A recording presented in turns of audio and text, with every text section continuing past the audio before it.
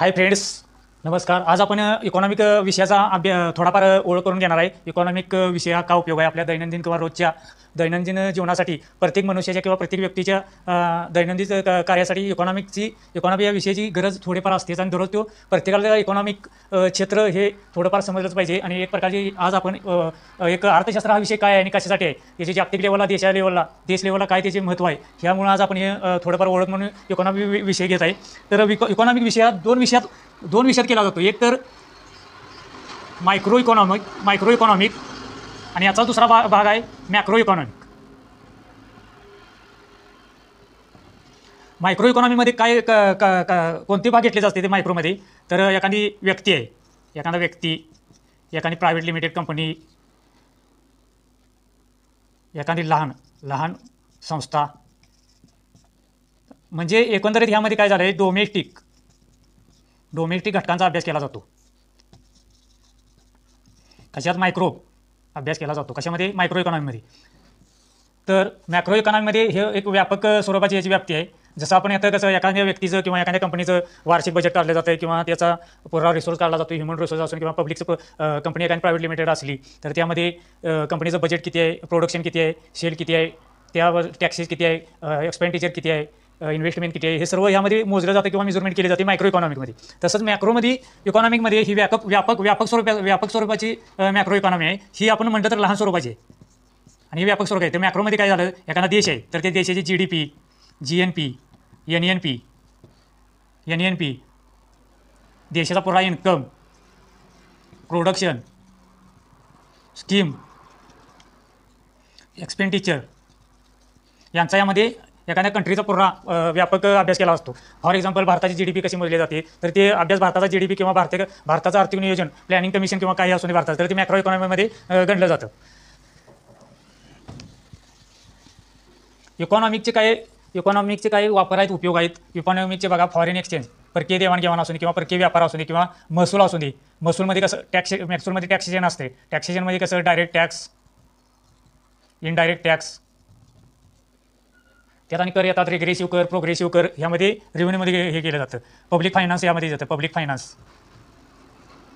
Welfare, government जे आपलं सर्व एखादा बजेट वाचून वगैरे काय करून, तर पब्लिक वेलफेअर एक समाजासाठी काहीतरी स्कीमा वगैरे सामाजिक कल्याणासाठी करावा, ते पण इकॉनॉमिक्सचा एक भाग आहे. आता आपण इकॉनॉमिकचे थोडेफार सेक्टर बघूया. इकॉनॉमिकचे 3 सेक्टर आहेत. प्रायमरी सेक्टरमध्ये काय येतं? प्रायमरी सेक्टरमध्ये शेती, वने, मत्स्यपालन,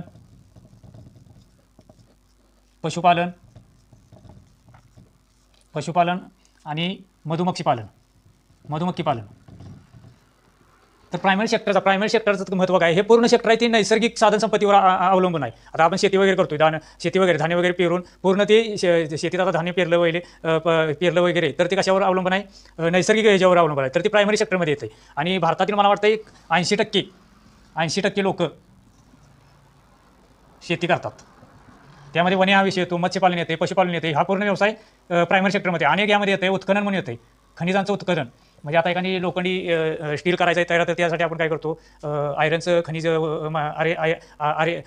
लोखंडाचे खनिज उत्खनन करतो किंवा बॉक्साईड करतो जर्मनसाठी. तर हे प्रायमरी सेक्टरमध्ये हे भाग येतात.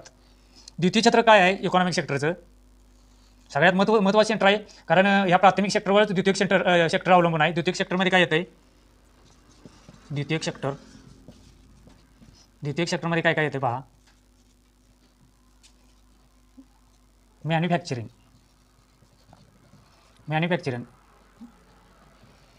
कोणत्याही गोष्टीचं मॅन्युफॅक्चर करणे. आता कसं आहे, गहू आहे शेतात आलेलं, हे पहिल्या सेक्टरमध्ये आपण आणलेला गहू आहे. तर गहूचं काय होतं आहे, गहूपासून इथं काय होतं आहे, प्रोसेसिंग होते. दुसऱ्या ह्याच्यामध्ये प्रोसेस, गहूपासून काय होते, आटा तयार होते आणि आटापासून बिस्किट तयार होते. तर सेकंडरी सेक्टरचं महत्त्वाचं काय आहे? मॅन्युफॅक्चरिंग. जे प्राथमिक सेक्टरमधनं आपल्याला आलेला माल किंवा उत्खनन केलेलं बॉक्साईड, त्यापासून तयार करून केलेली भांडी. आता हे फॉर एक्झाम्पल आपलं पशुपालन आहे, तर पशुपालनपासून आपल्याला इथून पहिल्या सेक्टरपासून दूध मिळालं, तर ह्यापासून मिल्कवर प्रोसेस करून यामध्ये प्रोसेस करून या ठिकाणी तूप, श्रीखंड, आम्रखंड, पनीर, चीज, बटर, मोझरेला यासारखं आपण ते द्वितीय क्षेत्रामध्ये पदार्थ कंपनीमार्फत निर्माण करत असतो. त्यामुळे ती द्वितीय सेक्टरमध्ये मॅन्युफॅक्चर येते, कारखाने वगैरे हे सगळं द्वितीय क्षेत्रामध्ये येत असते. कंस्ट्रक्शन असू दे, आता आपण विटा कशा तयार करतो, माती घेतली त्यापासून वीट तयार केली, तर माती ही काय नैसर्गिक साधन आहे, तर नैसर्गिक साधन कशात येणार, प्रायमरी सेक्टरमध्ये. त्यापासून आपण काय तयार केली, वीट तयार केली. वीट कशासाठी वापरली, कंस्ट्रक्शनसाठी वापरली, तर ते द्वितीय सेक्टरमध्ये येते. आणि आपलं तृतीय सेक्टर आहे, आपलं तृतीय सेक्टर ह्यामध्ये ट्रान्सपोर्ट, परिवहन, ह्यामध्ये ट्रान्सपोर्ट, टेलिकम्युनिकेशन,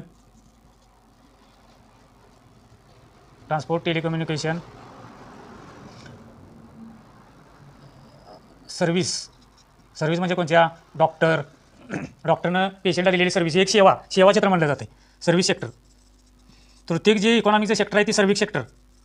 यामध्ये काय जातं आहे, डॉक्टर पेशंटला सेवा दिला जातो. एखादा लॉ असला, वकील असला तर तो पण सेवा देतोय. ट्रान्सपोर्ट सेक्टर यामध्ये येते, ट्रान्सपोर्ट, दळणवळण, टेलिकम्युनिकेशन येतं, IT सेंटर पण यामध्ये येते, इन्फॉर्मेशन टेक्नॉलॉजी. तर अशी ही अर्थव्यवस्थेची 3 सेक्टर आहेत. यामध्ये सरकार यावरच इकॉनॉमिक प्लॅनिंग करत असते की कोणत्या क्षेत्रात आपण सबसिडी किंवा स्कीम देऊन आपण ह्या क्षेत्राला वाढवू शकतो. आता हे दुसरं क्षेत्र, द्वितीय क्षेत्र कसं आहे, उद्योगधंद्यावर आहे. उद्योगधंदे, इंडस्ट्रियलायझेशन उद्योगधंद्यासाठी आहे. तर ह्यावरच आपलं इकॉनॉमिकचं, ह्या सेक्टरवरच इकॉनॉमिक भारताचा जीडीपी किती उत्पन्न वाढवायचं, किती कमी करायचं ह्यावरच अवलंबून असते. जर सरकारने यामध्ये उद्योगधंद्यावर भर दिला, आता काय आपल्या पंचवार्षिक योजना झाल्या तर त्यामध्ये दिले, पहिल्या योजनेवर कशावर भर दिला आहे, पहिल्या योजनेवर कशावर भर दिला आहे, शेतीवर दिला आहे, तर दुसऱ्या योजनेवर कसा दिला आहे, उद्योगधंदा दिला आहे. तर यामध्ये काय होतंय, यामध्ये सरकारनं गुंतवणूक किंवा इन्व्हेस्टमेंट करून किंवा त्या एखाद्या गोष्टीला स्टार्टअप देऊन उद्योगधंदा वगैरे वाढवून देशाचा जीडीपी किंवा त्यातूनच आपलं सामाजिक कल्याण किंवा देशाचं इन्फ्रास्ट्रक्चर कसं वाढवायचं यावरच अवलंबून असते. थोडंसं आपण इकॉनॉमिक एक शास्त्र आहे आणि ॲडम स्मिथ म्हणून आहेत, ॲडम स्मिथ म्हणून इकॉनॉमिक्स्ट आहेत. यांनी 1776 वेल्थ ऑफ नेशन हे बुक लिहिलेलं आहे. वेल्थ ऑफ नेशन, राष्ट्राची संपत्ती.